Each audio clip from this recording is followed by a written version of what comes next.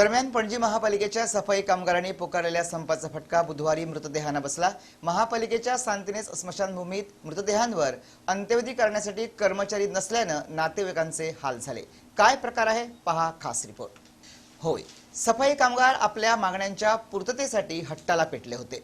दुसऱ्या बाजूने महापालिका आपल्या मतावर अडून बसली होती। याचा फटका पणजीकरांना बसला।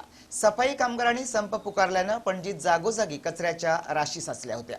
तसाच फटका सांतिनेज स्मशानभूमीत अंत्यसंस्कारासाठी आणलेल्या एका मृतदेहाला बसला। सांतिनेज इथं स्मशानभूमीत मृतदेह अंत्यसंस्कारासाठी आणले असता इथं कामगारच नसल्याने नातेवाईकांना प्रचंड मानसिक त्रास झाला।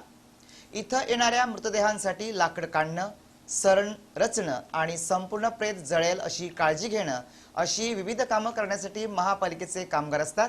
मात्र मंगळवारपासून कामगार संपावर गेल्यानं काळा दिन ठरलेल्या एका कुटुंबाला याचा फटका बसला।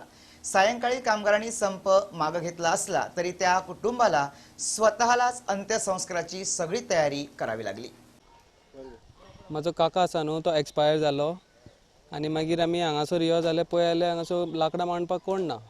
सो आमी सगळ्यांनी म्हणलें आमचे भावांनी मेळोन आमी सगळ्यांनी धरून लाकडां मांडली।